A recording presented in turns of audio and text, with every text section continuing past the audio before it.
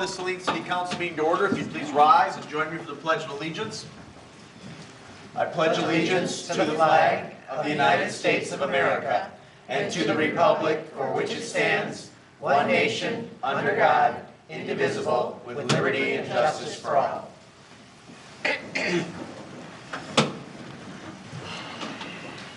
Thank you very much. Members present this evening are myself, Mayor Morrow, Council Members Gearboss, Seal, McClellan, Mitchell, Dillon, and Mayor Pro Tem Tahar. From City staff, we have City Manager Campbell, Clerk Royal, Treasurer Bennett, DPW Director Fordyce, Parks and Rec Director Scruggs, and our Wastewater Treatment Superintendent, Mr. Skull. The rest of you who are in the audience this evening, we welcome you and we would encourage you to sign in the back to my left.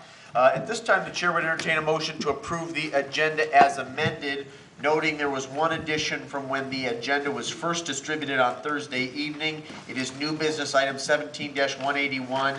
It involves the EDC deficit elimination plan, and Treasurer Bennett will be taking the lead on that. Move to approve as amended. Thank you, Councilmember Seal. Is there a second? Second. Seconded by Councilwoman Dillon. All those in favor of approving the agenda as amended signify by saying aye. Aye. Opposed say nay. Ayes have it. The motion carries unanimously. There are no absences, so we'll proceed with the first of our two presentations. First up is our superintendent, Scott Graydon, presenting on behalf of Saline Area Schools and the CARES Sinking Fund millage request. And I believe you have a PowerPoint, Mr. Graydon. Yes, I do. Okay. First of all, thank you for the opportunity to present this evening. I will go relatively quickly. There's a lot of information here, and if you want more information, it's certainly available for questions, not only at the end of the presentation, but also in the coming weeks. I did provide it for you, the PowerPoint at your location. I want to go through really a little bit about what is the sinking fund so you can understand that the term sinking fund, I don't know, really articulates what it is. We've had a sinking fund since 2009, and under current law, it's up to 5 mils that can be used for school buildings, construction repair, and most recently in 2016, the state legislature expanded its uses to include the eligibility to be used for security, capital improvements, as well as technology devices. And so that is why it is the school board elected to put it on the ballot here in November, because in order to be able to use it for those additional areas, you need to essentially pass it again. So it wasn't previously approved sinking funds were not grandfathered into those new areas, and those are critical areas for us as a school district. Currently, in 2009, 0.35 mils was approved by the voters. We are asking that's back on the ballot again for November 7th. It generates a little under $600,000 a year. Sinking funds, unlike bonds, are sort of a pay-as-you-go. They're collected. It's the traditional millage. It's collected locally, stays local, unlike bonds where we would obviously purchase bonds, pay interest costs, or even our state school aid fund where the dollars are collected locally, go to Lansing, and come back in the form of foundation grants. 100% of these funds are collected and held locally. It really is designed to pay for short-term, recurring, and or ongoing repair needs. Certainly security needs is an area we'd like to be able to address on an ongoing basis. Not really just the entry points. As you know, with the most recent bond proposal, we addressed the entry points at all of our buildings in terms of safety and security, but also for continued use of radios, cameras, and other access control devices. We are piloting facial recognition technology in our early childhood center on the back side of Liberty School. That may be an area we want to go. Other things related to both student and staff access control are kind of areas that are emerging to us and be able to make sure we know who's in our buildings at all times. Short-term traffic improvements or other areas we want to make some safety improvements on, and we've designated projects associated with that, and then ongoing technology purchases, which continue to be an issue for us. The goals for the CARES Fund, as many of you know, CARES is a recreation millage. It's part of Public Act 156 from 1917 that allows school districts to levy a recreation millage. We are currently levying or approved 0.5 mils. That's back on the ballot for November 7th. It generates a little over $830,000 a year. And this is an area that's been on the books really since 2000. With the Community Project 2000, as you recall, that was a bond proposal and a CARES millage that really generated the funds necessary for the new high school, for Harvest Elementary, and then really the genesis of what has been what I consider to be kind of a differentiator in terms of what we were able to do in Saline versus other communities. And this provides continued funding for the Saline Area Senior Center. Approximately 60% of the funding for the Saline Area Senior Citizens Center does come from CARES. the Ellen Ewing Performing Arts Center, the pool at the high school, and then general recreation and community education programs are supported through CARES. And in addition, the granting to local entities. If you see, notice 8% of that $800,000 annually is available for community grants. Some of the community grants are listed there. I'm not going to go through those. One of those is the largest one that the CARES Fund has ever funded is the recreation improvements done many years ago at this point, but again, shows kind of that partnership that we've had in the past with both city, township, and other municipal organizations in terms of improving the environment for recreation and enrichment within our community. So what's on the ballot? The big question is 0.35 mils for sinking fund, 0.5 mils. Both are for a 10-year period, beginning in 2018 and continuing through 2027.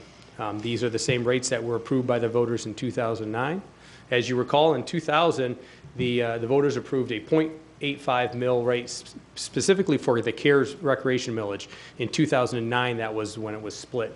And now really focuses on both the sinking fund aspect in terms of maintaining school facilities as well as continuing our efforts in the area of recreation. And then locally, just to be aware, Ann Arbor, Chelsea, and Whitmer Lake also have sinking fund millages. I know Manchester is considering going out for one next year. What is literally on the ballot, as you know, the ballot does get a little wordy at times. One is very clear in terms of the sinking fund millage proposal. You can see it there and it kind of indicates what it would mean. The other one is the millage proposal as it relates to CARES. Just of note, CARES is an acronym that we use locally. It does not appear anywhere on the ballot or in any of the ballot language. So I'd want voters to know when they see it, they really will look for the operating a system of public recreation and playgrounds is the description that is used to articulate what we call the CARES millage locally and have since 2000. And what does it mean? Currently, the millages are in place and have been rolled back slightly to 0.8406. And then, again, the board has put on the full 0.85 in combination, 0.35 for sinking fund and 0.5 for the CARES millage. And so that would mean $85 a year. You can see the difference in terms of its renewal. I certainly want to make sure that our community understands the importance this is. The quality of our public education in this area is paramount to the success of the community as a whole. And I think the opportunity to continue to what really is a three-legged stool. We have our general fund, which certainly supports our ongoing operations, certainly salaries and such. We have a bond fund that has dealt with many of the larger scale capital improvements necessary. And then sinking fund and CARES provides, some of the ongoing recurring costs associated with school facilities and now for technology and security. And then certainly the recreation millage improves the quality of life in our community. So we're excited to have them back on the ballot. For 10, if they approve, they will be for 10 years. And this would be the third time that I've been involved with these campaigns, particularly for the recreation millage. So I went pretty quickly, but I certainly would open the floor up to questions. Quickly, but we appreciate that, Mr. Graydon. Thank you for your attendance this evening and your advocacy and leadership. This is an important issue. One quick question for you. If our constituents want to find out more or if they'd like to access this PowerPoint or the supplemental material you provided this evening, I'm assuming it's on the school's website? On the school website, yep, Okay. if you go down the left-hand side. Excellent. Are there questions for Superintendent Graydon? Well, Scott, thank you very much. Appreciate your time this evening. All right, thank you. And next up, we have an update from Mr. Mike Stolten. Mike, we welcome you here this evening. We appreciate your accessibility and your willingness to present on another important quality of life issue. So whenever you're ready, sir, the floor is yours. Thank you, Mayor Morrow.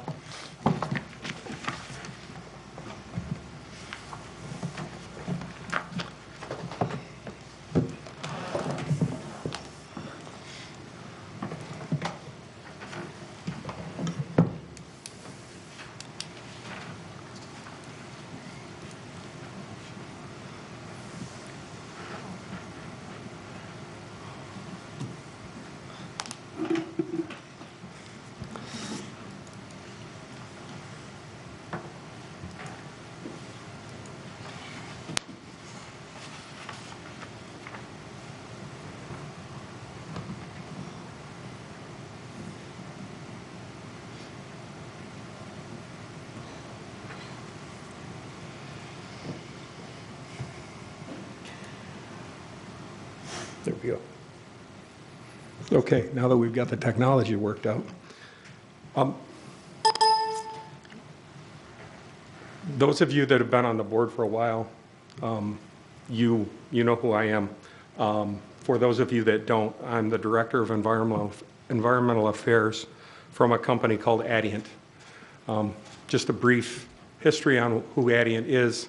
There was a company originally called Hoover Universal that had some operations in Saline, Michigan. Hoover Universal was bought by Johnson Controls in the mid-'80s. Johnson Controls never operated the 232 Monroe site. On the eve of the purchase, the facility was spun off to a different company called Hoover Group. And the Hoover Group operated until about 1990. Johnson Controls operated separately, and in 2003, Johnson Controls, who I was an employee of at the time, was notified that we were responsible for the operations that took place and the subsequent cleanup at the 232 Monroe site. Fast forward to 2016 in October, the automotive division of Johnson Controls was spun off into a company called Adient. I was spun off at the same time. Thank goodness. Adient has been extremely successful since then, continues to be. Johnson Controls, maybe not so much. But both companies are still in play. Adient is responsible for the 232 Monroe site because that was traditionally part of the automotive group. And the automotive group was spun off to Adient, and so we took the site and have responsibility for it. Hence, you see me, and I represent Adient now. We will continue to do the things that Johnson Controls has done in the past, as I've told you before. Little agenda for this evening. I'm going to give you a little history. For those of you that have been on the board for a while, this is all repeat. I'll talk about the things we did to prepare the site for remediation, the remediation that's ongoing, how it's progressing, and our plans for the future. The history, this particular site on Monroe Street has been an industrial site for over 100 years. It was initially a dairy. After that, it was part of the Hoover Universal Group and Universal Die Casting Division specifically. They did die casting and plating on the property. Johnson Controls purchased Hoover Universal in 1985. The Hoover Group, as I said, was created and operated the site prior to the Johnson Controls purchase of Hoover Universal. Hoover Group went bankrupt and left the site in approximately 1990. As I said, in 2003, Johnson Controls was determined responsible because as a successor to Hoover Universal, we were the last company standing at the time. Conditions at the site are the result of the former owner's activities, that being Hoover Group and the Hoover Universal operations, Hoover Die Casting Division specifically.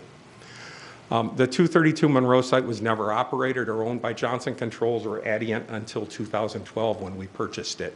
And we purchased it with the intent to be able to control the remediation on the property. As I said, we took ownership in late 2012.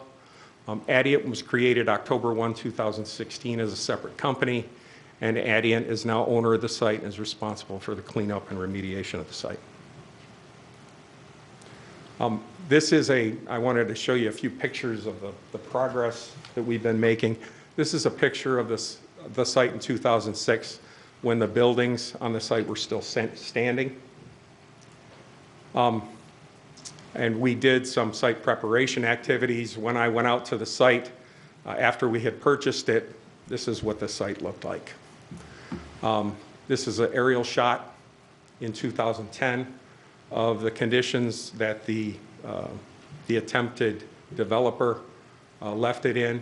He knocked down all the buildings, he perforated all the concrete and the majority of the parking areas on the site and left it. In 2015, immediately prior to Johnson Controls site preparation activities, this is an aerial shot of the site. In 2016, immediately after we did our site preparation activities, I'm sure anybody that drove by saw the difference. This is what it looked like.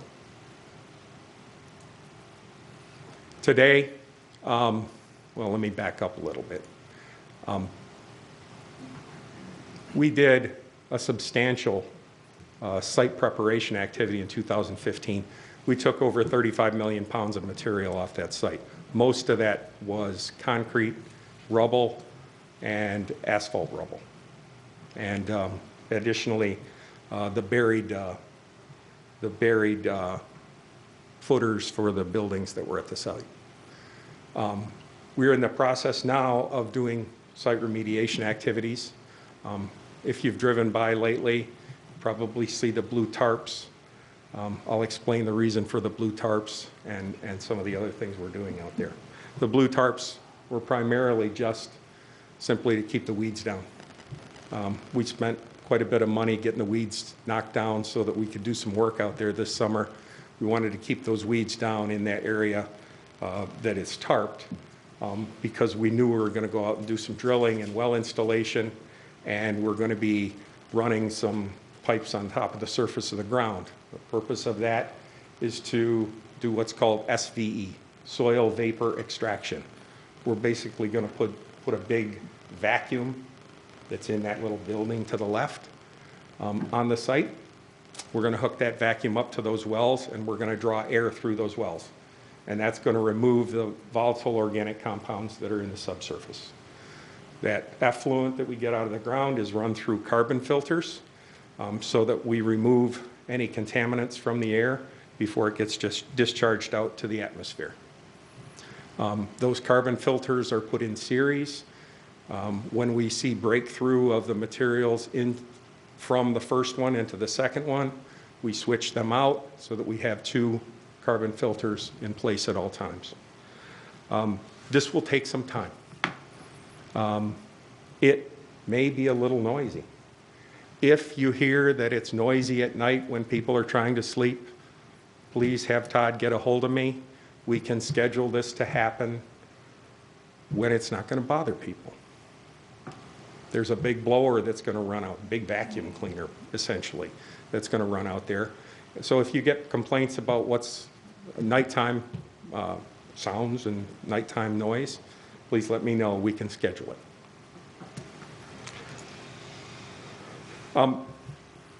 Just to give you an idea where we're at with respect to this SVE system, placement of the remediation building is complete. The blue tarps obviously are down and complete. Installation of the wells is complete. Collection of soil and water samples to determine what the conditions are, that's complete. Installation of the power drop for the remediation from DTE is expected this week. Inspection by the city of Saline following the installation. Again, this week, next week, we expect system startup within the next 2 to 3 weeks.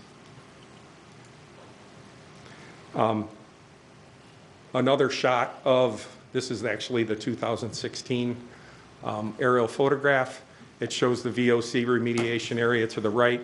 It also, on the left-hand side, shows an area that we refer to as the arsenic remediation area, and that was actually off-site on the adjacent property to the north, on the very edge of the property towards the development of the new condos. And we discovered this as a result of the condo builder doing some work and finding one high hit of arsenic in that area.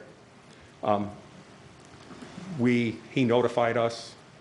I told him we'll take care of it. We spent the last roughly a year negotiating access so that we could go and clean that up. We removed in the last few weeks, and we just finished this about 2 weeks ago, removed approximately 1,365 cubic yards of arsenic contaminated soils, transported and disposed of 1,706 tons of material. We replaced the excavated soils. We had to remove some mature trees as a result of, or as part of doing this to get to the soil. and we're replacing the fence. That's in progress. This is a photo of the remediation while it was going on. This was a really simple kind of thing that we sometimes get to do, and it's called dig and haul. We dug a big hole, we excavated material, we hauled that contaminated material to a landfill and collected samples of the remaining soils, verified that it was clean, and backfilled with clean soil. Oops, let me back up. I skipped one.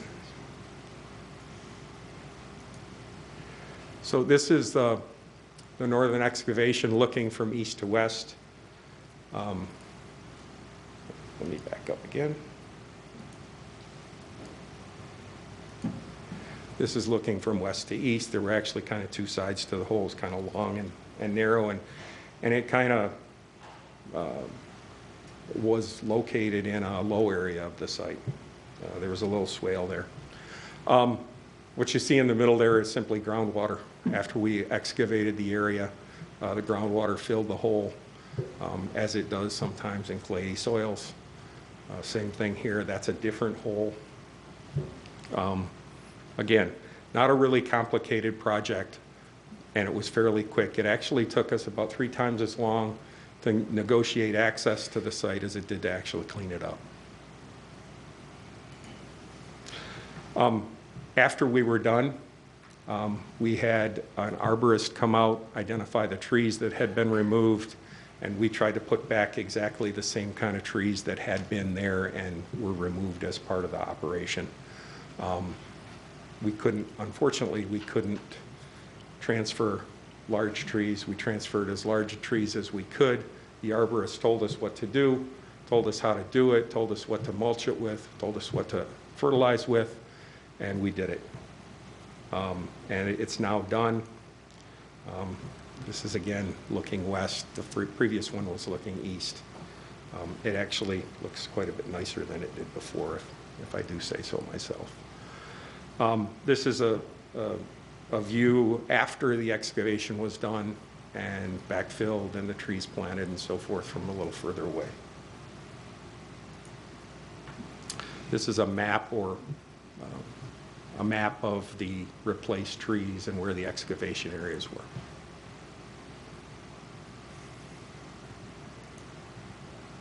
In terms of plans, we plan to operate the SVE system until it's free of contaminants.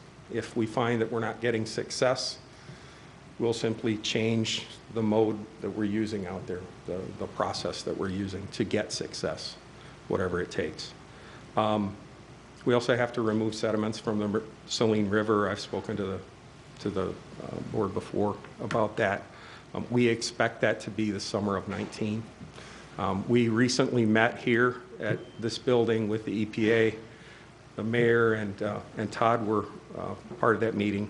The EPA is insisting that we do a public notice for this portion of the remediation, and that's going to actually slow us down a little bit. So, but we'll do that. That's fine. And then one thing we're not required to do, but I'm going to make us do, I'm going to make sure it happens, and that is, I feel like we need to do a complete reevaluation of all areas to make sure that the areas that were remediated prior to my sort of ownership, if I can say it that way, of this project, to ensure that they are properly done and that they're adequately done. I don't want this issue to come up again. So I want to make sure it's done right. Okay. Any questions? Well, Mr. Stolten, let me begin. First of all, I think I speak for everyone on council and staff when I say we, again, appreciate your time and attention to this important quality of life issue. It is, in particular, it's an important quality of life issue for the people who live along Monroe Street. And it's taken a long time to get to where we're at today. in the waning months of 2017. But under your leadership and hopefully with city support, tremendous progress has been made in just a few years. Yep. So we look forward to continuing to work with you. Know that the city will continue to be a supporter and an advocate. Of course, this next summer, if citizens have complaints, I'm sure we will forward those to you via our city manager. And certainly before then, Okay. if there are issues before that. Very good. It's obviously going to be more of an issue during the summertime when windows are open. Sure. And so forth. But if there's anything that comes up between now and then, by all means. Okay. And I would also encourage citizens, residents who have questions and concerns about this project or the progress we've made in recent years to communicate those to the city manager. We would be happy to address any questions or issues that you may have. But again, thank you. We appreciate your time this evening, and I'm pleased to open it up for questions from the dais. Ms. McClellan, and then Ms. Mitchell, and then we'll move down to the other end and get Ms. Dillon. I just want to I appreciate I was here the last time you were here, and then tonight's presentation. I appreciate all the work that you guys are doing and being proactive about getting this cleaned up and taken care of. A question about the carbon filters. I know we were talking about carbon filters a lot with the wastewater treatment plant, and I recall, and maybe my fellow council members can recall this as well, but that there may be some kind of dampening thing for that fan that we may look, does anybody remember that? Because weren't they going to put a fan on the carbon filter for the wastewater treatment plant? Wasn't that a discussion point at some point Make sure you push the green about the light. noise? Correct. That's from Webster Environmental that they said that is possible. Right? But also, Mr. Stoll, when last we talked, I think you're also taking, you're purposely doing some soundproofing inside that to help That's correct, alleviate yes. as well. Okay. Yep. So I just didn't know if there was technology available that sure. would, And if it's a problem at any time with respect to noise, please let us know and we'll do whatever we need to Okay. do. I appreciate that. Thank you. Thank you, Councilwoman. We are responsive. Thank you. Councilwoman Mitchell. Thank you. I also appreciate the information that you're giving tonight and the good faith that you're exhibiting to take care of us and our neighbors. I was curious if, I was thinking about the noise level too when you mentioned it. So I have a question for you as well as for city staff. I'll Do you have answer it if I can. Do you have a decibel range? I really don't personally know. We can collect some of that after we start the unit up. This particular unit is not a brand-new unit. It was operated on another site that was actually in a subdivision north of here, or I'm sorry, yes, north of here,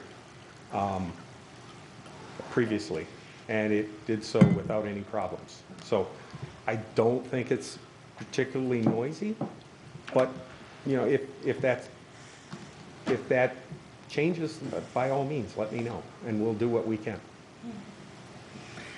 And then my question, Mr. Campbell, is what kind of proactive measures can be done for neighbors who might be affected by that noise? Or do the immediate neighbors in this area get maybe a letter with updates, or? That would be something from Adient if they wanted to do that. If they wanted to provide. I'm not sure what you're looking for, ma'am.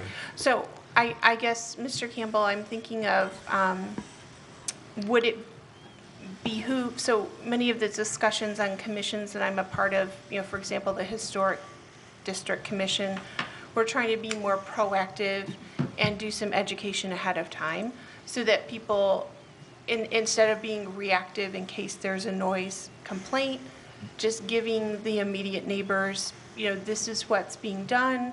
Here's a phone number you can contact. Here's just being proactive rather than having having neighbors maybe having to scramble.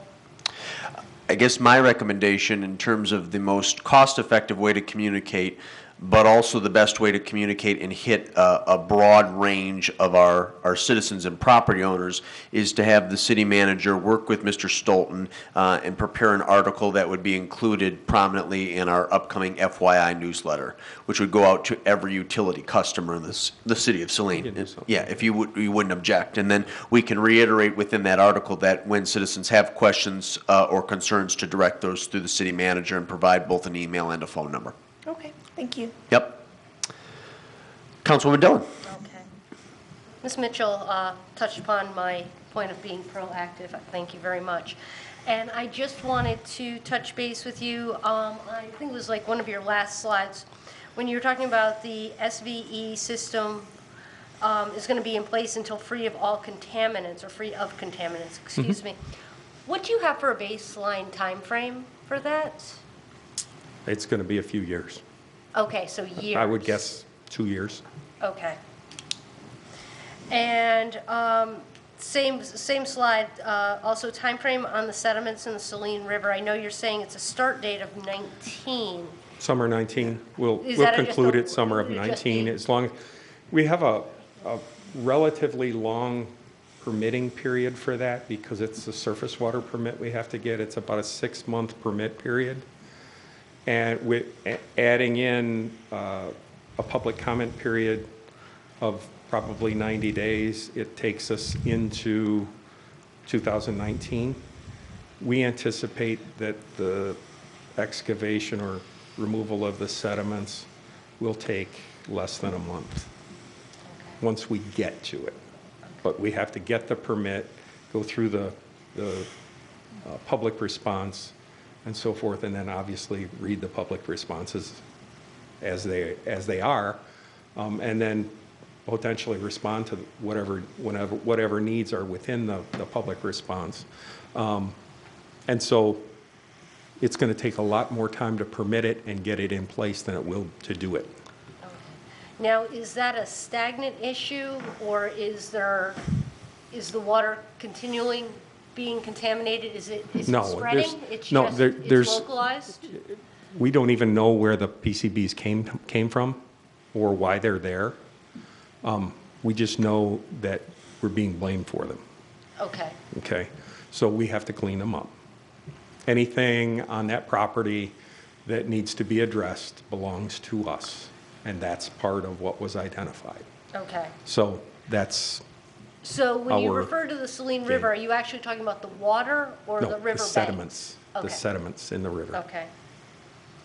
And then when you refer to your complete reevaluation, what's the time frame for that? So is that you're looking at That's something like I'll do internally with my 2020-ish? consultants. No, it'll be done, we're sitting down this week to start talking about what needs to be looked at.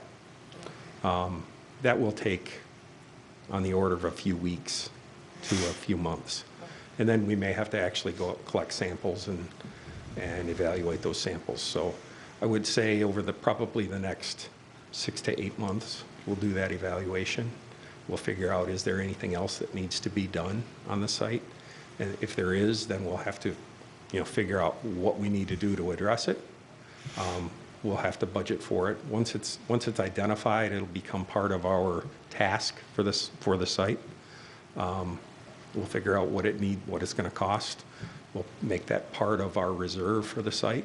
We keep reserves so that, and part of the Sarbanes-Oxley thing was that companies like the company I work for, we have to set aside money for reserves specifically earmarked for these things. Okay, And so that they can't be used for slush funds, we revisit those reserves quarterly.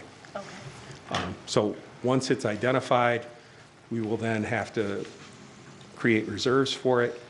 Once the reserves are in place, which would be within a quarter, then we'll address what it is we need to address. And we're talking in the abstract, so I can't say what it's right, no, what I it's gonna be. understand that completely. And then my last question, and I don't know whether it be for you or for city staff, which is, what do we envision the end result appearance of that property to be? I mean, is it going to be a grassy meadow? Is it going to be a sand lot? I mean, Well, that property belongs to Adient right now. right. We own it. Okay, no, that's fine, I guess, It's- what I don't want to see is the weeds that are there now growing back up to, 8 feet tall, and it just looking like an abandoned property. I guess that was what, what is your thought process as a company as to, I'm not looking as to what you're planning We don't to do have with an the property. official end game for the site yet. Okay. Thank you, We know that it will not be residential. yes, thank you. Additional questions? Mr. Gearboss. Just a statement. I'm amazed at the work you've done on that property. I've looked at it for 20 years, and from what you've been able to accomplish in this short period of time, and I've appreciated what you've done in terms of working with the developer on the other property to clean that up.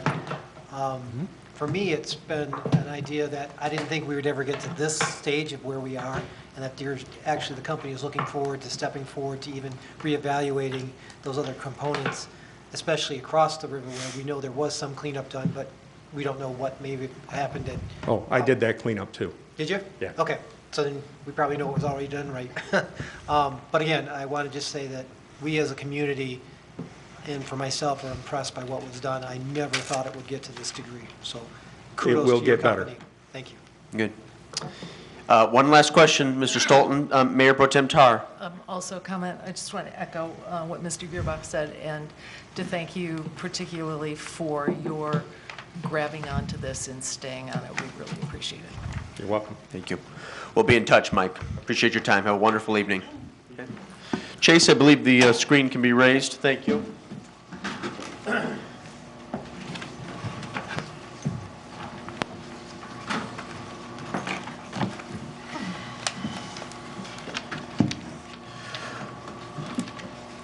Okay, we come now to citizen comments on agenda items under the Open Meetings Act. Any citizen may come forward at this time, make comment or question on an item that appears on the agenda. Comments will be limited to 3 minutes per person. Anyone who would like to speak is requested but not required to state his or her name and address for the record.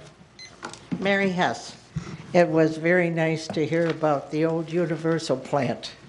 In 1953, we had farming, employment at the state hospital, Universal plant, and R&B. And Universal was heavy metals.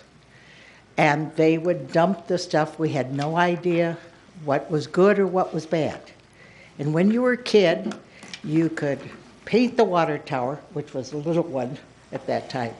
You could put an old toilet thing on the front corners, 4 corners, but you never were to get near the blue water behind Universal.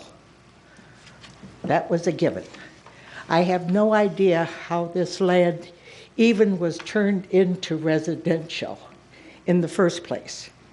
I think it's marvelous what the company has done for cleaning this up. There was also a water well, and I don't know what has happened to the wells. And the other thing Mike had mentioned, doing tests. And I was wondering if the city is privy to the results of the tests, be it something's going to happen in the future where the city would be working with the company also. I hope MSHDA, years and years ago, they had a MSHDA fund that helped people clean up these messes, but it usually was for bigger companies. And I appreciate the presentation also. I think I'm the only one around here that knew what Universal was, and it is great.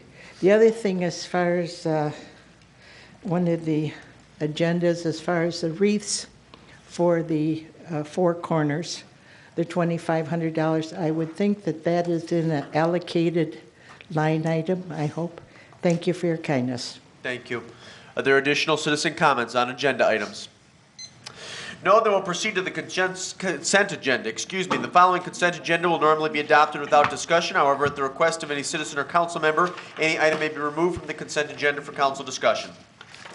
Move to approve as submitted. Thank you, Mayor Pro Tem Tahar. Is there a second? Second. Seconded by Councilwoman Mitchell. All those in favor of approving the consent agenda as submitted signify by saying aye. Aye. Opposed, say nay. Ayes have it, the motion carries unanimously. We move on to new business, item 17-175. This is 2018 City Council meeting dates. This will be a motion to acknowledge receipt of the October 17th, 2017 memo from City Clerk Royal and to approve or not to approve the City Council meeting dates for 2018. Move to acknowledge and approve. Thank you, Second. Councilmember Gearba, and seconded by Councilwoman McClellan. Clerk Royal, do you care to make any statement at this time? No, unless there's questions. Are there questions for the city clerk? I'm sorry, Mr. CO. The only question I have is the July 2nd date.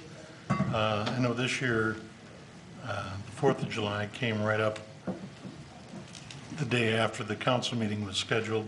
The July 2nd date will push it 2 days after, but that weekend is close enough that would there be any consideration of moving that date to a later date so as to avoid that potential long weekend with July 4th?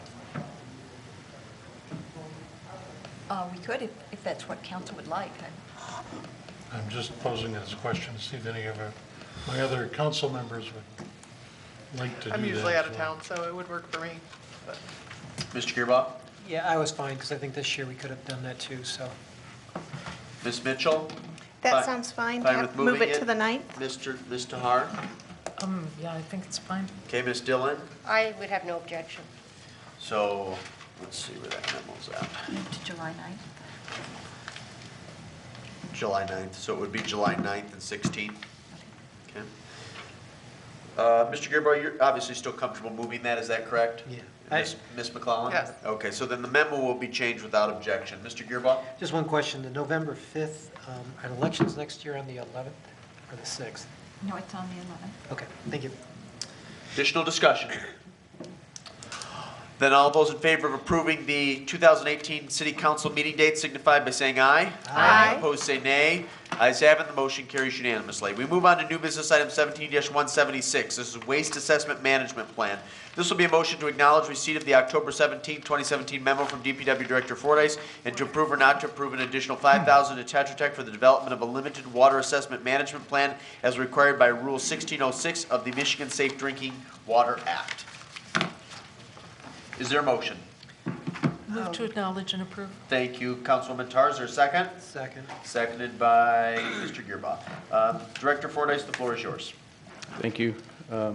Just want to clarify, I think when you read the title, you said waste assessment. Yep, it's water. Water, excuse me. Water asset management plan. So this is a relatively new requirement from the Department of Environmental Quality that water utilities serving over 1,000 customers have to prepare and submit a water asset management plan.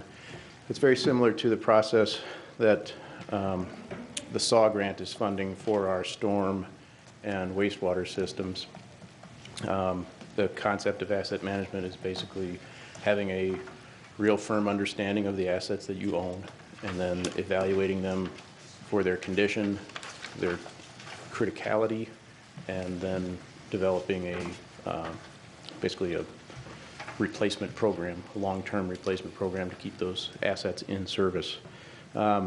We have waited on this particular plan for a while, hoping for some more detailed guidance from DEQ on exactly what they're looking for.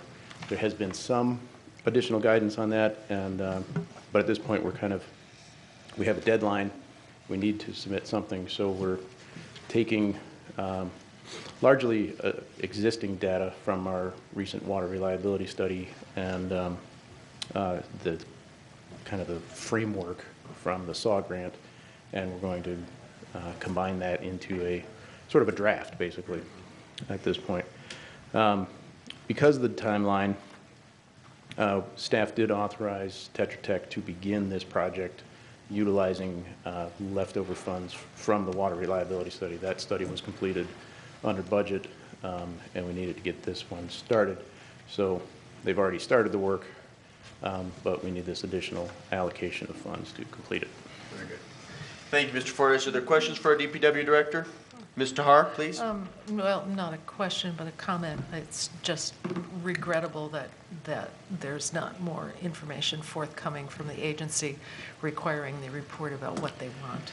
Yeah, I mean, I think it's an unfortunate product of the times, you know, that there are a lot of good ideas, and there aren't necessarily enough people, staff people available to implement them.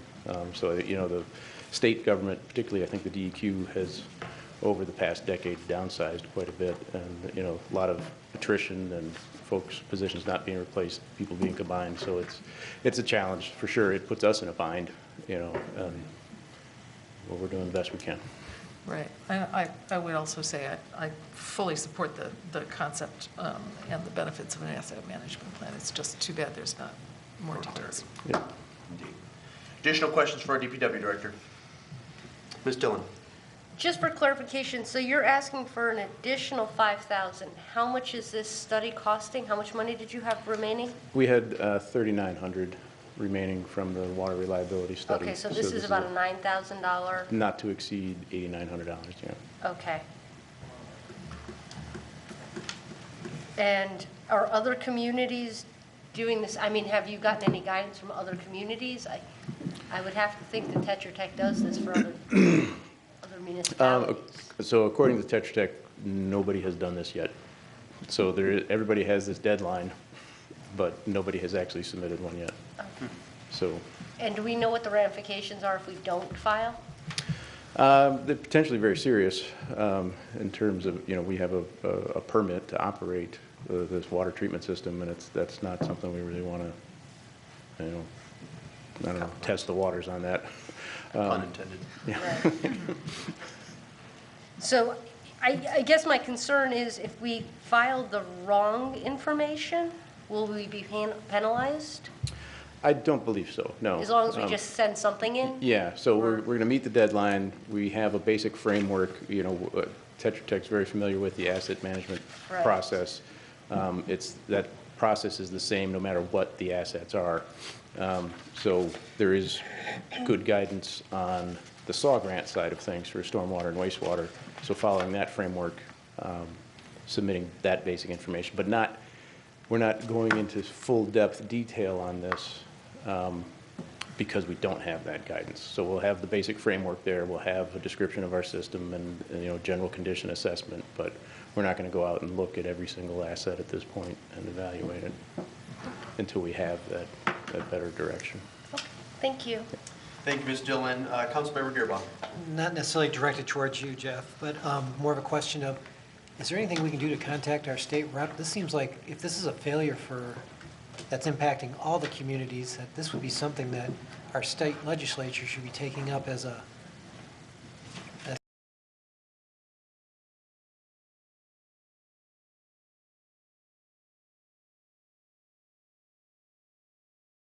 That's the long way around the barn answer to your question.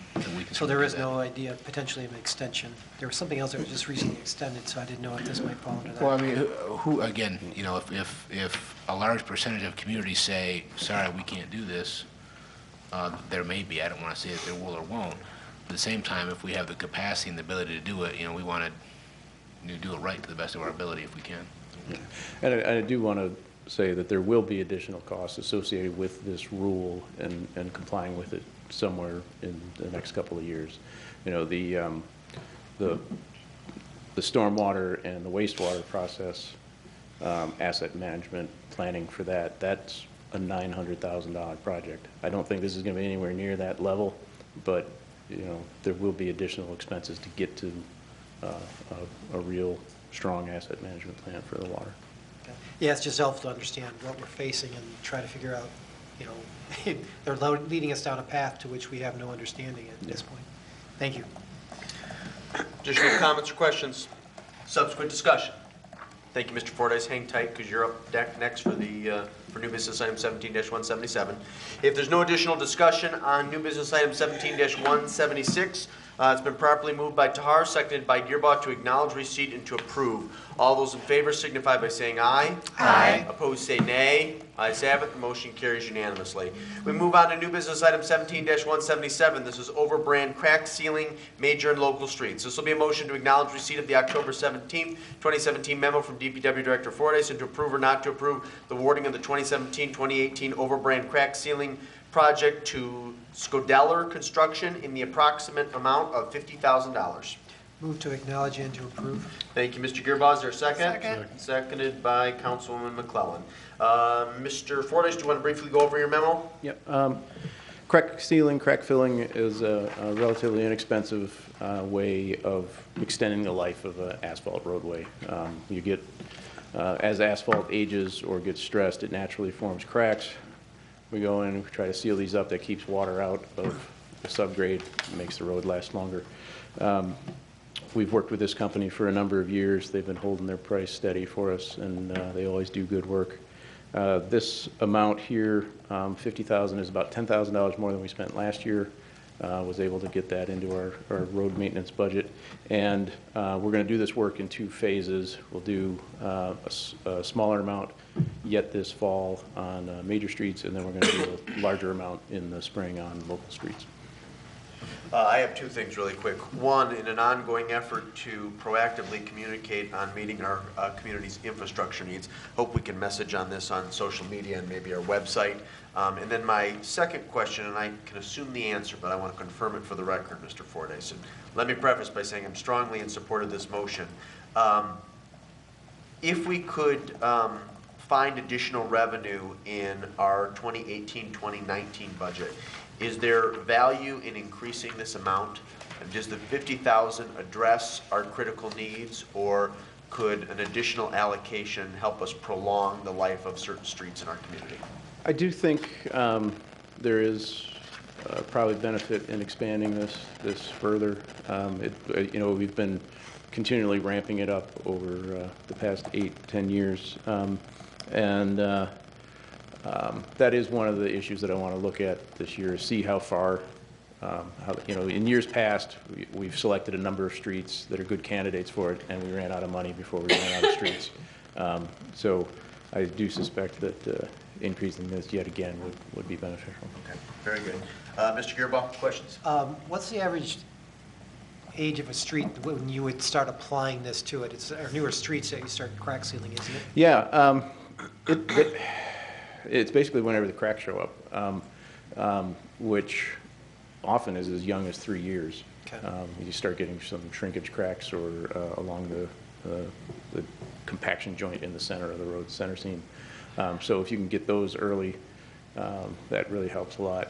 So, but we do ones anywhere from that 3-year all the way to 10, sometimes 15. We've got some areas of the city where the subsoil conditions are more favorable to asphalt than others, and so some of those, like Monroe Street, we do crack filling on Monroe Street. That's 25, 30 years old, but it's in great shape, and Right. We just keep touching it up with crack fill. So, Do we also do any crack filling in our parking lots? we do. Not as extensively, but we did crack filling at the DPW parking lot 2 years ago, and we can take a look at the public ones. And, Just because of the idea of extending the life of those, Yeah. potentially doing a similar type of thing. Yep. So, okay, thank you. Additional questions? Subsequent discussion? No, then we'll proceed to vote. It's been properly moved by Gearboss, seconded by McClellan, to acknowledge and to approve. All those in favor signify by saying aye. Aye. Opposed, say nay. Ayes have it, the motion carries unanimously. Thank you, Mr. Fordyce. We move on to new business item 17-178. This is downtown holiday decorations. This will be a motion to acknowledge receipt of the October 18, 2017 memo from Saline Main Street Board President Jill Durnan, and to approve or not to approve the request to enter into a 1-year contract with Hometown Decoration and Display LLC at a not-to-exceed cost of $2,250 upon review and approval by the city attorney. Move to acknowledge and approve. Thank Second. you, Ms. McClellan, seconded by Councilwoman Mitchell. Mr. Campbell, I'm going to turn it over to you, but I believe you also will be getting some assistance from our Main Street President, Jill Durnan. Jill, we welcome you here this evening. Thank you, Mr. Mayor. You already recall in the current fiscal year 18 budget, there's $30,000 of TIFA dollars allocated for Christmas decorations for the downtown, and with the idea that staff would be working with Saline Main Street, as we often do for things in the downtown area, which their design team, and I believe a committee of their design team, worked on some possible decorations, and I know there was, part of it was, we looked in the spring, but there were some issues with deadlines as far as getting maybe some the early bird pricing and that type of thing for decorations for this current year as we head into December. And then we also looked at, as you can see on here, one of the recommendations is to do a leasing of there's companies out there that actually lease these decorations. They come in, they put them up for you, then they come back and take them down, and I'm sure Jeff likes that option, which I do as well. So there's no storage of the decorations. However, as in Jill's memo talks about doing kind of a short term, if you will, as we did last year with some of the very nice hanging baskets that Main Street put out there, to complement that with some wreaths, and then work on a broader proposal that we would purchase again in this fiscal year for next year. Right. Going forward. So Jill, as the mayor said, is here from Saline Main Street to answer any questions, as am I. Sure. One thing is that if you order items that you're going to purchase before May 31st, you get a 20% discount. So that's a pretty substantial number based on what we were looking at as a recommendation to council to purchase. So our plan is to use the baskets that we made last year, hang those on the main four corners, and then supplement with the wreaths from the downtown, or hometown, I always forget their name, hometown decorations. And like Todd said, they do come and install them overnight in lower traffic times. And then if anything ever happens, they'll come out and, lights burn out or whatever, they'll come out and maintain them. And it's all part of the 2250 contract. And they'll give us a timeline on when they'll install those and take those back down. And then in January, February, one of our team members is going to Atlanta and has the contact there to purchase the decorations for the next season. We would order those in probably before May. Good. We'll come back to with a bigger proposal for the more Keep us in the permanent loop. decorations. Thanks, Jill. Yep. Questions for the city manager or for our Main Street Board President? Ms. Dillon? The hanging baskets, what will the cost be? Because the greens were fresh and decorated, correct? They're Or those they're baskets- artificial. They're artificial, Yep, so they're those still baskets they're in are our still basement. They look intact? exactly the same as they did when we took them down. Okay. And the 30 wreaths that you are proposing, where will they be placed? We counted 70 powered light poles in the downtown area, so we figured every other. And there's the ones we can't put on are the ones that are on entrances to the downtown area where there's a double light, because there's parking signs on those. So we're planning on every other light pole Okay. in the stretch from Harris to Lewis, and then Henry to McKay. Okay. And so I guess my concern is, are they going to be seen as they hang directly on the pole? There's so many signs in front of so many of the poles that I'm concerned that in the past they've hung off, like on the roadside. Correct, Mr. Fordyce? The old ones hung towards the road, yes. I did inquire that to the decoration company, and she said based on the size of our light poles, they use the brackets that are in the center of the pole. Okay. So there's not an option to have them hanging off the side. In the future, when we do purchase items that we're going to keep, the intent is to have them project off the side of the pole instead of right in the middle of the pole. But the wreaths will also be lit so that you can see those at night. Okay. And how big are they? How big? That I don't know. I didn't get the dimensions of them. But the photo is pretty similar to the size of our light poles. Okay. And will we have the corkscrew going up, or are we just getting the wreath? We're just doing the wreath. We're not doing the Okay. garland around the base. That's our suggestion anyway. Okay, thank you very much. Additional questions? Subsequent discussion? Then we'll proceed to vote. It's been properly moved by McClellan, seconded by Mitchell to acknowledge receipt and to approve. All those in favor signify by saying aye. Aye. Opposed, say nay. Ayes have it, the motion carries unanimously. Jill, thank you for your time this evening. Thank you. We move on to new business item 17-179. This is People's Park parking lot recommendation. This will be a motion to acknowledge receipt of the October 18th, 2017 memo from Parks and Rec Director Scruggs and to approve or not to approve the recommendation of the Parks Commission to convert the existing tennis courts at People's Park into a parking lot and to build one new tennis court south of the basketball court. Move to acknowledge receipt of the memo. Moved by Gearbutt to acknowledge receipt of the memo. Is there a second? Second. Seconded by Mayor Pro Tem Tahar. Ms. Scruggs, the floor is yours, and then, of course, if there's anything that Councilwoman McClellan would like to add as the council liaison to the Parks Commission, I'll entertain her thoughts at the conclusion of your remarks. Thank you. Director Scruggs, the floor is yours. Thank you. I thought I'd do a brief overview of our timeline and what we've gone through since May, essentially. We did quite a bit of studying and working on this project. We had a public hearing or a public meeting out at the park in June, inviting neighbors and interested parties to attend this on-site meeting with the park commissioners. And we talked about options of, if we were to build a parking lot, which was the original thought, to build a parking lot just south of Annie's and have a drive come through on the south side of the park to accommodate parking for the park. Currently, I think everyone kind of knows the story, but we used to lease, or we own the property, the Karpinski property, and park users would park on the north side of Annie's parking lot because we have an easement through the parking lot. But during the day, some people would use the south side, which is Annie's actual business parking, and we'd come into some problems with park users using the prime spaces for Annie's, and then parents couldn't pick up the kids, so on and so forth. So there's a lot of different, and then with the sale of the Karpinski property, that property is no longer available for additional parking for the park. So keeping all of that in mind, we met in July and we spitballed all sorts of different options. No option's a bad option. We just, kind of went through a brainstorming process and writing down all the different things. We can just keep on-site or on-street parking for the park. We could build the lot south of Annie's. We came up with basically 7 different options.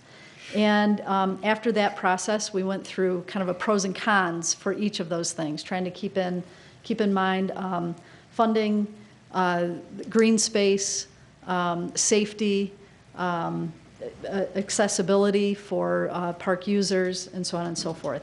So in August and September, we continued our discussions. We basically came up with our top option and really discussed that to, is this what would be best for park users? We got some additional feedback from people that attended the Park Commission meeting, which, by the way, we have had the most attendance at our Park Commission meetings because of this topic, which is great. So we're getting some public input. So basically, we came to our October meeting, and we needed to come to a consensus so that we can send this on to for council. Here's what our recommendation is, basically. And essentially what we came up with is taking the existing tennis courts and making those into a parking lot. The existing tennis courts are not in good shape. There's a lot of cracking in it. In order to make those more usable, more playable, there would be a lot of money that would need to be put into those to renovate those courts. So keeping that in mind, we came up with this idea of using that space, and it would be a lot less of an expenditure because we already have that base right there, to make that the parking area. We worked with Gary Rubel, and he came up with a design, which I believe you have on your packet. We do. So essentially, it would create 32 spaces plus 2 handicap spaces. And the location is central to the other amenities within the ball, or within that park. We would use our access, our access drive through Annie's to get to that, to the new parking area.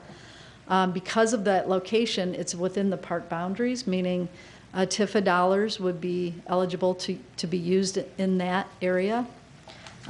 We would be losing less green space than if we were to have it located anywhere else. We felt like this was a safe option. I mentioned the location and the amount of spaces that would be available. One of the things that the park commissioners thought was very important, and that was based on feedback from people coming to our meetings, was that people do use the tennis courts at Peoples. So we wanted to make sure that we included in the recommendation to build an additional, just 1 court, not 2, but just 1 court, so that we still have that amenity available at that park. We feel like that's an important part of that park, of the users, of what they like to do at that park. So that's what we came up with. That's our recommendation from the Park Commission. Ms. McClellan, I don't know if you have any additional Heidi, anything else you'd like to Yeah, add? she explained it pretty well. We did have a few residents that kind of came to us and, offered maybe looking at additional explorations on the leaving the parking plan as it is, but potentially, and we would have to talk to Gary about this, but I just told him I would bring it up. So, doing some kind of a green parking system instead of using asphalt to do it.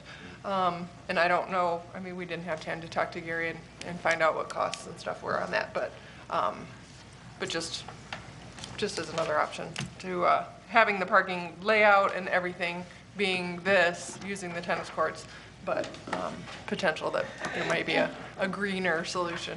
But other than that, I think Carly explained it really well. We've spent a lot of work getting to this point, and a lot of options back and forth, and a lot of feedback back and forth, and I think this is the best compromise. Let me start by extending to both you and Director Scruggs the city's thanks for being so thoughtful and so thorough about this, and having a really robust discussion, and I hope that you'll share those sentiments with your colleagues on the Parks Commission. What questions do council members have for either Director Scruggs or for Councilwoman McClellan? Mr. Gearbaugh. Just a couple things. When I'm looking at this additional sheet that says project construction cost estimate sheet, are you saying that the cost of the project is only $29,000 for the parking lot? That's the estimate that Gary gave us, yes. Yeah, no offense, but considering that we were going to spend $100,000 to try and put a parking lot and some trails in next to the Salt Spring, I'm concerned about demolition and then required engineering and everything else for this parking lot. I don't think that estimate is reasonable compared to what we're experiencing in even the parking lot we did uptown. Thank you, Mr. Mayor. So what I would say is, if you think the original cost estimate was to do it in a green field, if you will, literally, right? So there's going to be more grading and balancing of the area, and more asphalt with a pathway coming in as well as additional pathways. This is essentially going over top of a ready-made, the tennis courts, a ready-made area for the parking, so which greatly reduces the amount of expenditure. So they're not going to have to tear out the existing and crush it up and lay a new bed to have that asphalt sit on, like we did uptown? Yeah, it won't. Yeah, it won't. There's not any removals. If you look in the detail, I mean, so you have to remove the fence and do some minimal things, but I believe in my understanding, and Jeff, I don't know if you, but my understanding with Gary, we were going right over top of. Yeah, the existing tennis court asphalt will stay in place Right. and repair the cracks in it. I don't know if in this detail you included an overlay on top of that, or if we were just going to repair the cracks and Yeah, I think we're doing an overlay over top, but either way. The top course, I believe. Yep. A 1.5-inch top course. Correct. And then the other thing, I agree, I think this is a good plan to move forward with. I'm just concerned about, one, the cost, and also the engineering of it. When you look at the drive and where the 4 parallel spots are, the 29 through 32 on this drawing, I'm just not comfortable with this, the way it's laid out. I just think that we need to have another opinion looked at this. So that's, I agree with the concept of it, but I'm concerned about the numbers and the way it was laid out. So that's my point at this point. I mean, at minimum, we would, of course, bring it back prior to any award. You would all award that, but if we can certainly bring back, for further discussion, to hopefully help you all feel more comfortable. I mean, that's obviously what our goal is. So, while I don't have any reason to doubt the numbers, I certainly do understand that, because that was one of my initial responses was, going from 100 and I think it was 65-ish, down to this. But as I mentioned, because it's already a pre-made base right there with minimal work, we can certainly come back and have staff provide more information. Additional questions? Ms. Dillon and then Ms. Tahar. Okay. I do also have some concerns about the construction costs. I'm not seeing anything on here that indicates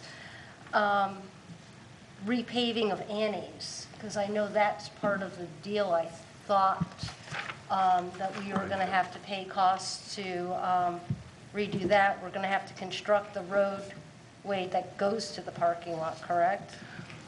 Correct. And then what about the pathway? Is that going to just be a dirt pathway, or is that going to be a paved pathway?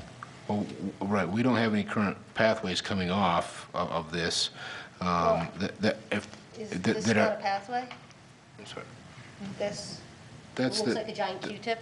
That's the current turnaround, I believe, that was in there. But I can't remember, was that a, I don't think that was. No, that's not a pathway. Right.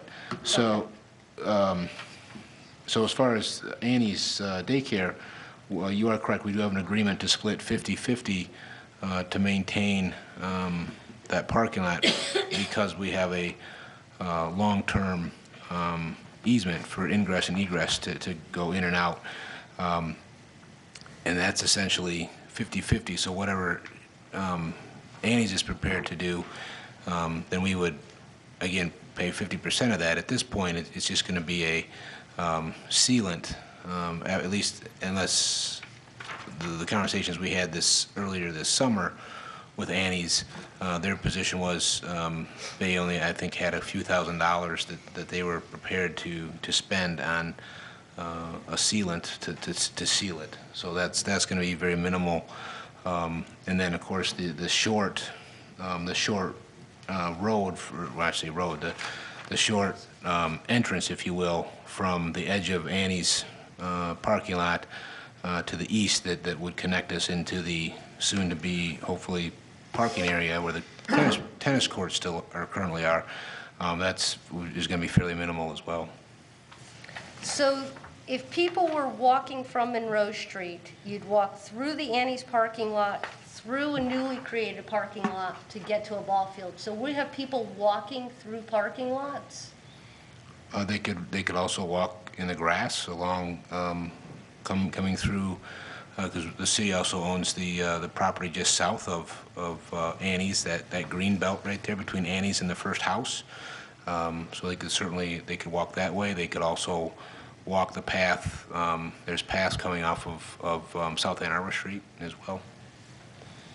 Okay, but there wouldn't be a path. I've got a lot of concerns about children. This was the whole thing, was child safety of kids walking through parking lots. Well, I think if I might, I think also a part of this, right, is that majority, if not all those vehicles, are going to be parking within the parking lot. So I mean, so there would be a short distance, but no different than parking any other type of parking lot where you would park, you would walk, you would traverse from where you park your car to the ball field, for instance, or the basketball court. Okay. At one point, we talked about, I've attended a couple of those parks meetings, striping parking spots on Monroe Street. Is that off the table now? Are we not going to look at on-street parking at all as an option? In conjunction with this, or?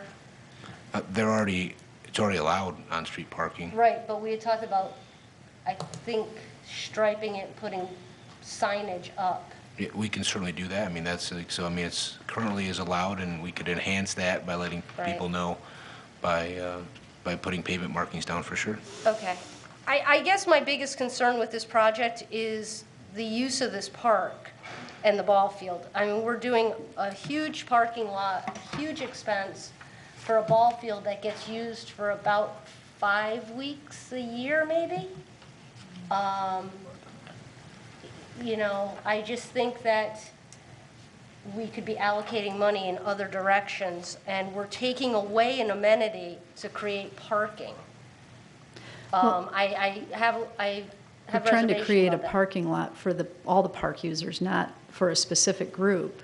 But that tends to be the majority. I mean, that's more of a neighborhood park where people are walking to it. Well, the issue is that there was parking there originally. I mean, because we sold the Karpinski property, we don't have parking there at all anymore, unless they're willing to park on the street. And that's where this all came to be, because we were concerned about safety of kids parking, kids parking on the street and walking, and then we were also concerned about saving green space and not building a new parking lot to the south of Annie's so that we're losing all the green space of the park. So the compromise was to use the tennis courts, build one new tennis court because those tennis courts need help anyway, and then kind of having a compromise of the two things, to have some safety there for the ballpark and for the park in general, the basketball court, the new tennis court, and then, saving some of the green space as well. But you seem to be losing green space because now you're going to be building a tennis court over what was your green space. We'll lose some green space, but Right. not the amount that we would have if we built a parking lot where we were Right. originally thinking. So we really, the park commissioners really took that to heart when they were trying to come up with a solution. Right. A good solution for all park users, not a specific group, for the neighbors, for, gathering the input from everyone. And I mean, they really considered all of the different, inputs that were I given. appreciate that, and I understand. I know that there was a lot of thought, there were a lot of different ideas that were floated before you came to this. My biggest concern is that I feel like we're taking away an amenity from the park. Well, the other thing, we talked about that as well, and there was a few park commissioners, myself included, that think, potentially there's an option that we would take the tennis court completely out and save the green space, because now we will have Curtis Park Bluffs that goes to Curtis Park when there's 2 courts at Curtis Park as well. So there's a little bit easier access to tennis courts on that side of town with the new development going in across the street. But there was kind of varying opinions on that, and some thought that, yes, we still need that amenity at the park, and it's worth the green space loss to do that, to keep one at the current location. So, like I said, it's Let's do this, because the motion on the floor is actually just to acknowledge receipt. I don't want to get into debating the merits of the proposal yet, because that's not the motion on the floor. So I'll ask again, are there questions for Director Scruggs or for our Parks Liaison, Councilwoman McClellan, regarding the memo in the presentation? Mayor Pro Tem Tahar. Yes, thank you. So does the $29,121.52 include the cost of constructing or installing a new tennis court? Or No, that will it does not. come later, or Yeah. what? Okay, We don't have any cost estimates on that okay, at this time. okay. And would I be correct in thinking that probably the cost of building a new tennis court in lovely condition would be not significantly higher than rehabbing two not-so-good ones? I mean, Correct. that often rehabbing is more expensive than just starting from scratch. That is correct. Okay, And thank you. then, and also it is within that TIFA district, so potentially TIFA dollars could be used for that. Right, okay, thank you. Additional questions? Mr. Gearboss. Just going back to the numbers again, could Mr. Campbell explain, there's two columns in this spreadsheet where it says indicate, example, item number 2, and it says amount $13,800. Then you come over to the column where it says $8,280. According to this, 115 ton of whatever is needed would equal 13,800, yet it doesn't carry all the way over to the category on the city. So that's where the numbers, Correct. Yeah, and I have that same question. Okay, Or- so that's where I'm, Let me just finish up with questions that I think I know where this needs to go. Ms. Mitchell, do you have additional questions regarding the memo or the presentation? So I'm just a little confused procedurally because I had a question about the parking lot construction on top of the tennis court, but am I understanding you that you want to have that question during the next part? No, that's an appropriate A question to ask question now. now? Yep. Okay, all right, thank you. So, Mr. Campbell, the tennis courts currently take up this entire area that's on the proposed map, so all of the parking spots, is that correct? Correct. And is there an assessment of the footing of the existing tennis court? Like, do we know how, right, so I look at it like a kitchen floor. If your subfloor is questionable, you don't want to put a new fancy floor on top of crummy subflooring. So has that step been done? Has somebody looked at that and said, yes, this is an okay footing? Yes, my understanding is the city engineering department has done that. The city engineering department has done that to determine that we could just go over top of the current tennis court. Is that a common, do they do, I mean, is that a thing in the vernacular? It's asphalt. It's, okay. Yeah, I mean, it's It has a good solid base. Okay. It's level, it's asphalt. right, and there's typically a concrete base, right, Oh, for I the see. tennis courts, and then the playing surface goes over top of that. Oh, I didn't understand there's a concrete base. Okay, and is there a different standard for a concrete base for a tennis court as opposed to the requirement for a parking lot? What I can say is I don't know, again, I'm not sure how thick that base is, but again, coming from our city engineering department, they're saying that it's capable of supporting a parking lot. And then my other question was, this connector between Annie's lot and the proposed parking lot, and forgive me, I haven't been out to this park, is there a significant level change? Is there going to be a drainage issue?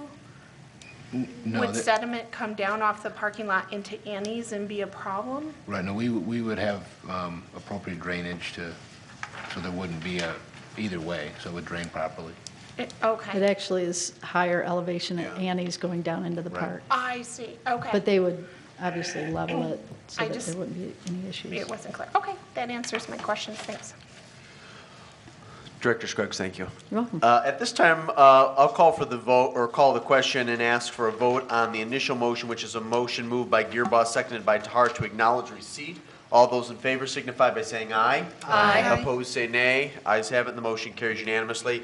I'm probably comfortable moving forward this evening, but there are a number of questions and concerns, particularly regarding the cost of this project. So I think what would be prudent is to entertain a motion at this time to postpone action on this item to our next regular council meeting on November 13th. I don't think there's any problem with being just a little bit more thoughtful and strategic in our thinking, although I will note, again, I appreciate the Parks Commission work on this. I don't think this is a perfect solution, but there are a number of moving parts and competing interests, and I think this is a pretty solid proposal. But we can discuss it more, get details based on some of the concerns that were raised by council members. And of course, if you have additional questions or concerns between now and our next meeting, I would encourage you to direct those to the city manager. Is there a motion to postpone action until November 13th? So moved. Moved by Gearba, is there a second? Second. Seconded by Dillon. Any discussion? Hearing none, all those in favor signify by saying aye. Aye. Opposed, say nay. Ayes have it, the motion carries unanimously. This will appear as unfinished business on the next regular agenda on November 13th. We move on to new business item 17-180. This is traffic control order 2381. This will be a motion to approve or not to approve traffic control order 2381, rescinding TCO numbers 228, 230, 231, and eliminating parking restrictions on the south side of West McKay Street between Lewis Street and the entrance of parking lot number 5. Move to approve. Thank you, Mayor Pro Tem Tahar. Is there a second? Second. Seconded by Councilwoman McClellan. Mr. Fordyce, the floor is yours. Thank you. Two of these TCOs that I'm asking to be rescinded are regarding parking restrictions on North and South Lewis Street. Currently, there are traffic control orders in place that prohibit parking on one side of the street, allow parking on the other side of the street. Want to rescind those so that we can now allow parking on both sides of those streets, which was a discussion item 2 or 3 council meetings ago. Also related to parking, that stretch of West McKay from Lewis to parking lot number 5 is currently posted no parking on the south side. That was another one we identified as a spot we wanted to try. 2-sided parking. We've not been able to find an existing traffic control order for that one, so the new traffic control order simply eliminates those restrictions and allows parking on the side of the street. And as long as we were rescinding traffic control orders, our foreman, Ryan Marion, ran across some signs on Russell Street, and looking into that, found that there was a traffic control order issued back in 1974 based on what I believe was just one single complaint about too much delivery truck traffic on that street. I'm not even sure we can really restrict that kind of traffic under current regulations, but the signs themselves are worn out, old, would need to be replaced, but I'd much rather put up some speed limit signs there. We've been going through town trying to find some of our more heavily traveled local streets that don't have speed limit signs and get those installed, and these truck restriction signs happen to be in good places for those. The truck restriction on Russell Street, you said it dated back to 1974. Yeah. That came about as a result of my dear late neighbor lady, Alberta Rogers' long-term advocacy. So she would be rolling over in her grave if she knew we were rescinding it, but I'm comfortable taking that action. And thank you for your work on this. As it relates to downtown parking, obviously the action that we're taking tonight is not a game changer, but it's a drop in the bucket and a step in the right direction. So appreciate your work and the work of Mr. Marion. Are there questions for our DPW director, Mr. Gearbaugh? I just happened to notice, was the new striping on West Henry Street done just in the last couple of weeks? Mm-hmm. They've identified?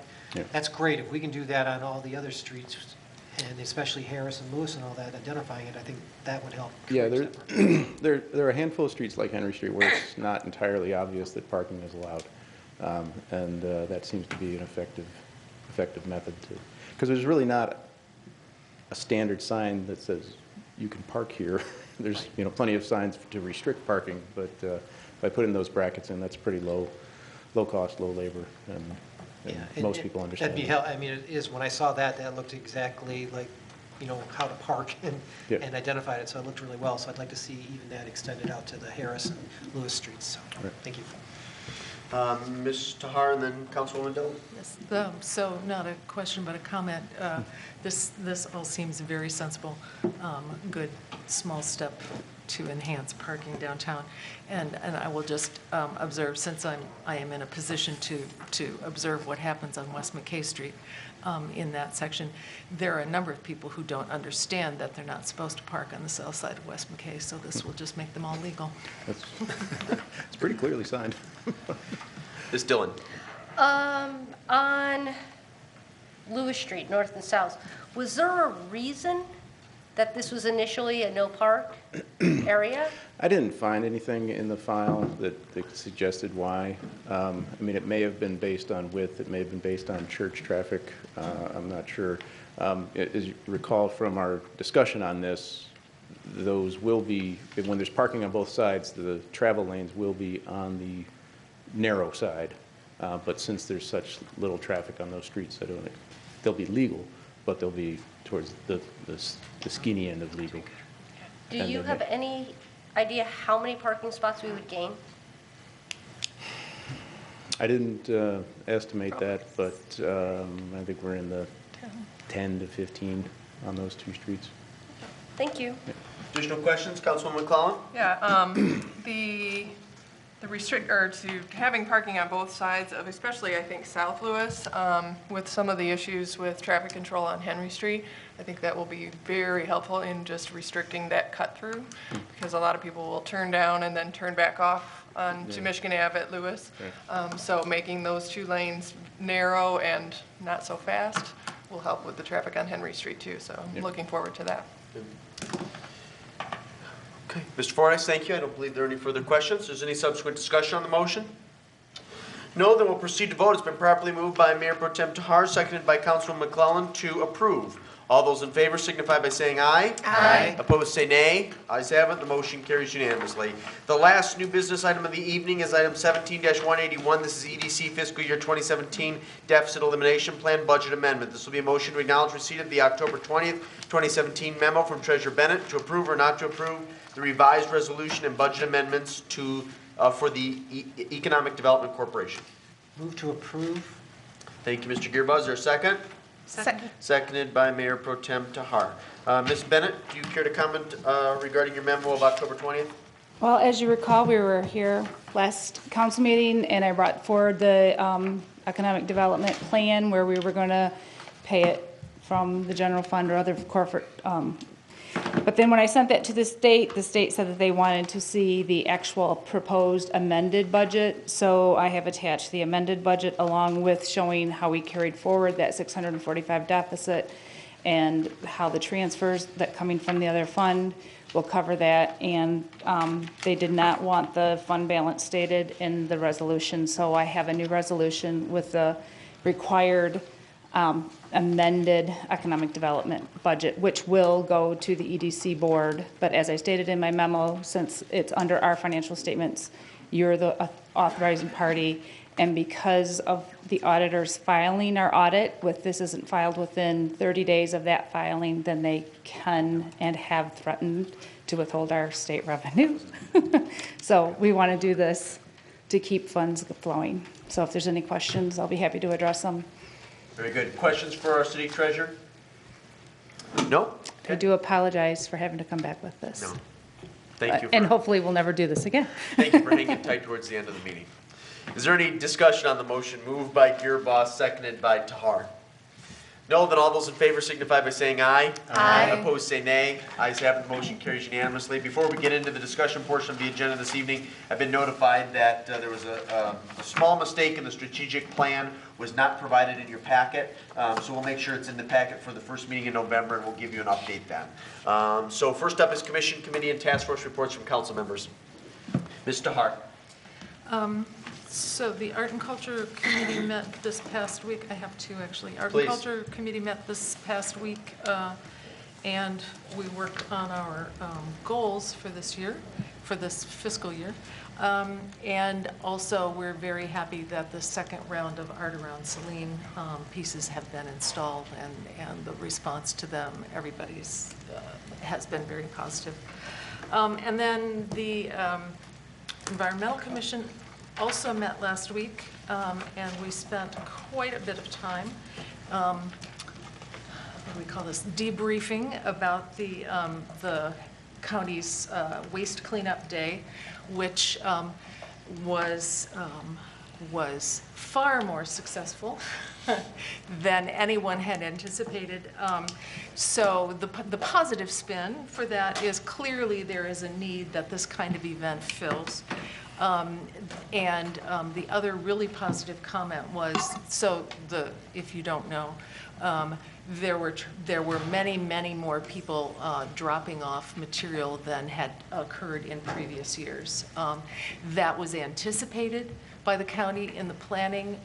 They had supplied more capacity to take in material, but I will also say the commission was very interested in drumming up business, so took a number of steps to do more publicity, especially with social media.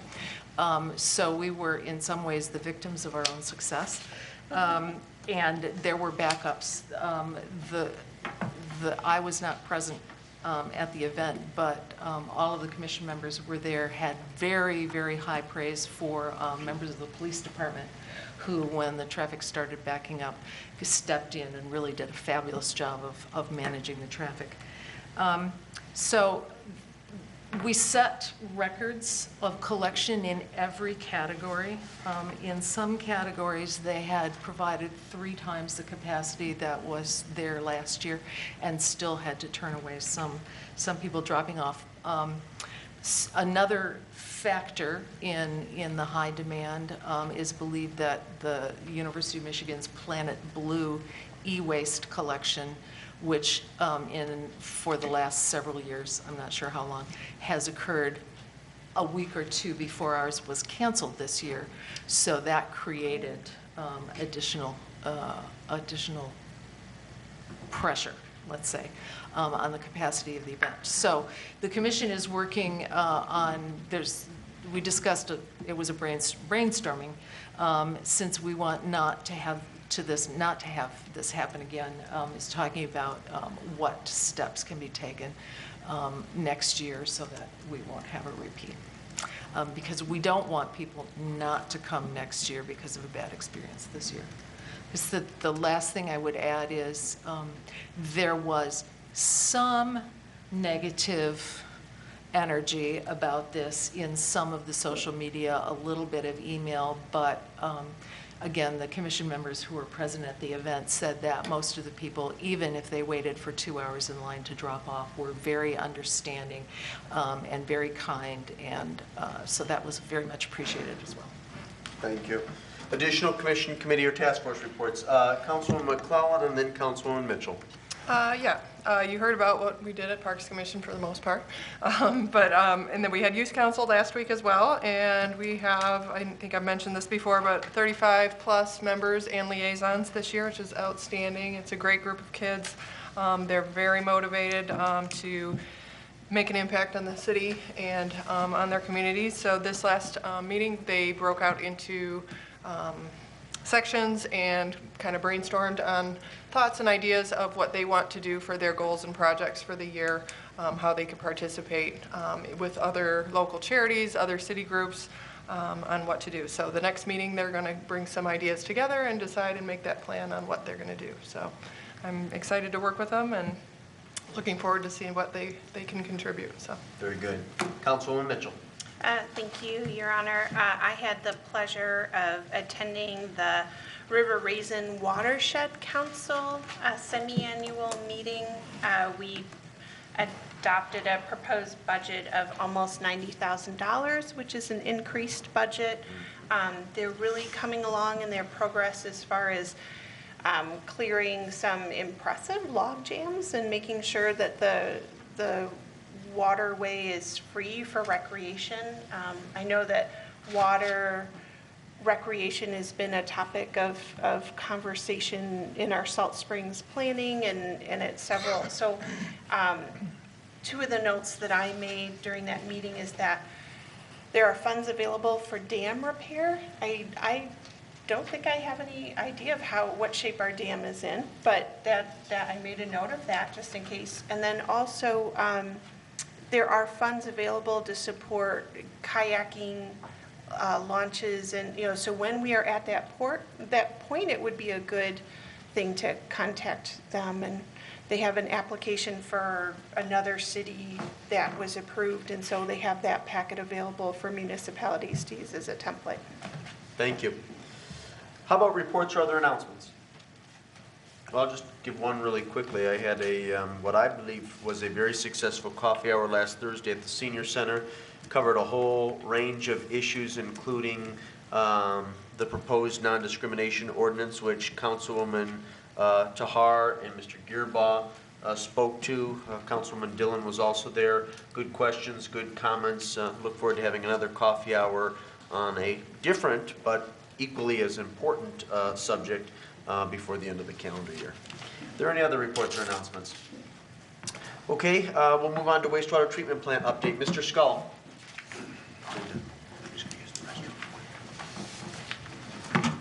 Just a little off subject. We had the dam worked on in 2005. We had both gates replaced.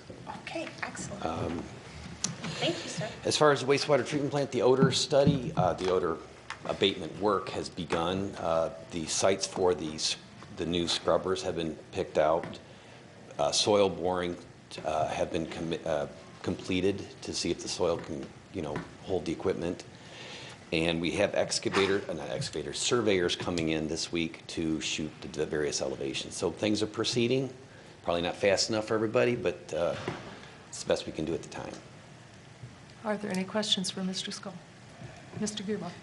I just noticed this last week or so, and I think Todd has reported it to you, the odor has been kind of strong again. Yes, so. it has been. And what we're going to do is we're going to investigate. I feel that there's something changed in the influent. Okay. We're not sure, but we're having a mall study done in November, and hopefully that'll give us some guidance. Great, thank you. Other questions? Ms. Dillon. I just wanted to make a comment as to Mr. Gearboss.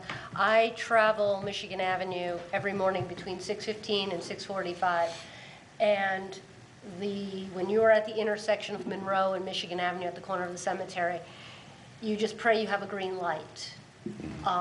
The smell has been overwhelming there in the mornings. Well, in the mornings, the air is usually stagnant. There's no movement.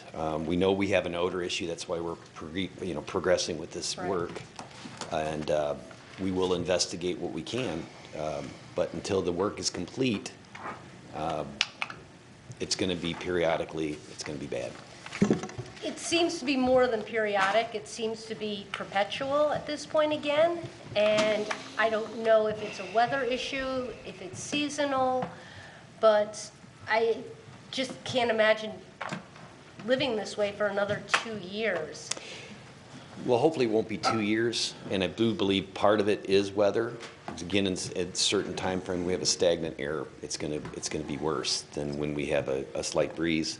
And again, we're going to look at if there's anything that's changed in the waste stream itself that's causing it, because it is worse the last few weeks than I think it's, for me, it's probably the worst I can remember it being.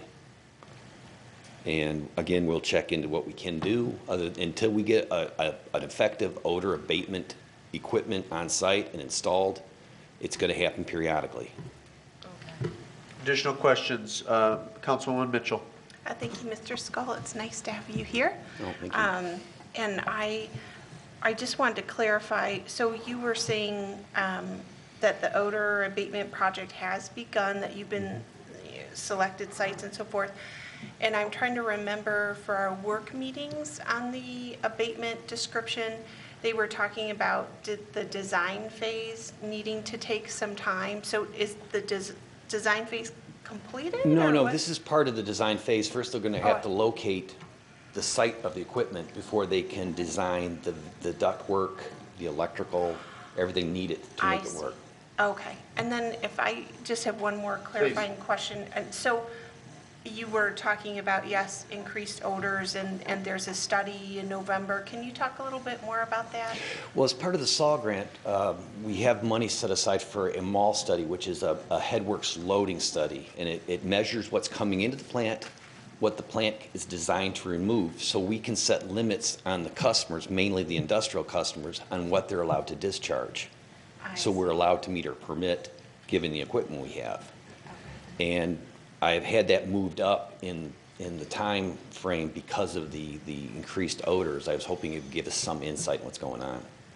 So I just want to make sure I understand what you're saying. Okay, So, sorry. so you're suspecting that there is a change in what's coming into the wastewater treatment plant? Yes. And you've moved up a study, and then you're going to try to pinpoint, is it in fact an industrial cause, or is that correct? Okay, all right, thank you.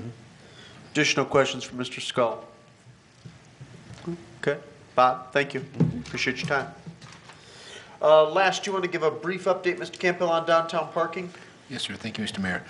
So briefly, met with Trinity Lutheran Church a couple times recently with their voting members, and they are supportive of partnering with the city, and I'm currently working on draft language with the city attorney's office, develop an agreement to present to them, and then if they're in favor of it, then we would bring it to council for your all review and consideration, hopefully in the very near future. Also scheduled to meet with St. Paul's folks first or second week in November to discuss something very similar with a partnership. Also made contact again with Key Bank to talk about partnering with their large lot that fronts on West Michigan Ave. So expecting some essentially kind of proposal from them possibly this week is what I'm hoping for. So certainly would bring that to hopefully be able to bring something to council soon would be great. And then also, just you all may recall in the current fiscal year 18 strategic plan, there's a direction to proceed with a downtown parking study. And so staff is currently developing that study with plans to issue that. And I just wanted to put that out there just to make sure that's still the consensus and direction that council wants staff to take. And obviously that would come back and have to be approved. Well, typically, depending on, the cost, right? Typically we would bring it back, bring the recommendation to award. Right. Very good. Well, if there's no objections, which I'm not hearing any, Mr. Campbell, please proceed. I appreciate your work on downtown parking. It's critical. Okay. Actually. I'm sorry, yes. Wait.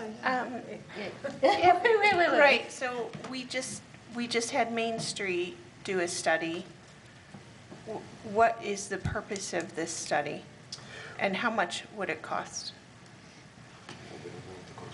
Right, we're not exactly sure what the cost is going to be. Depending on the firm, some folks, that's what they do, and some are more expensive than others, so just like with any project. But this essentially would be similar to the one that was done in 2002 by Carlisle Wortman. This one would be talking about, at least from my perspective, would want some potential direction of, one, to confirm some of the data that was provided by Main Street, then also to use their expertise to help us move in the next direction. What exactly does, based on their professional opinion and our needs, or what are our needs, and how do we get from point A to point B? We determine what those needs are. Is it simply partnering with what we're doing right now, at least for the short term?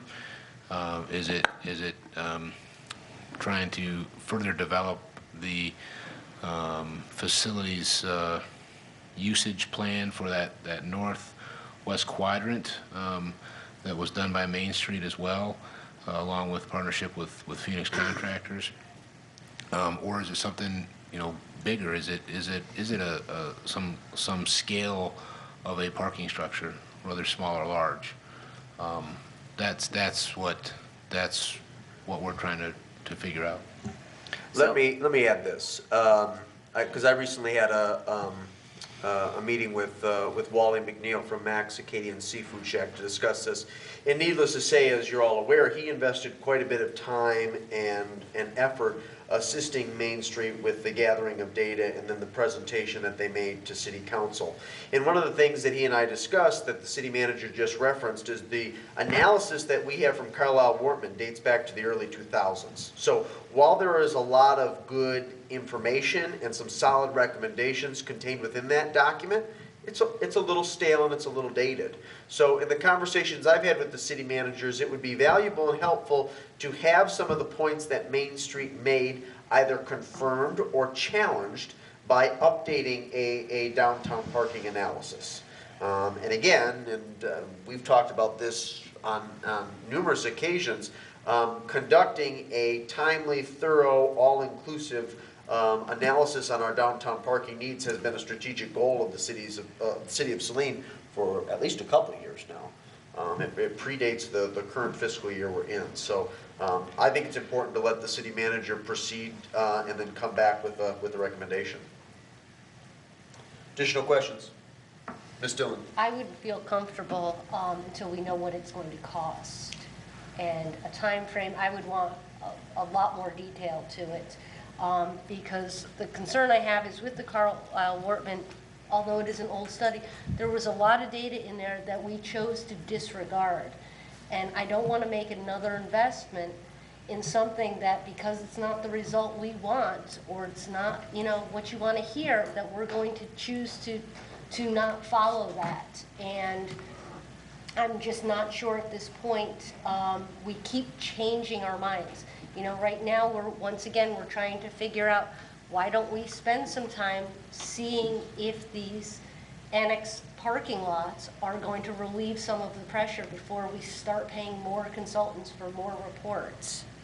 Well, again, though, just to confirm, it would have to come back as an action item before any money was spent to engage an outside consultant or entity to update our report.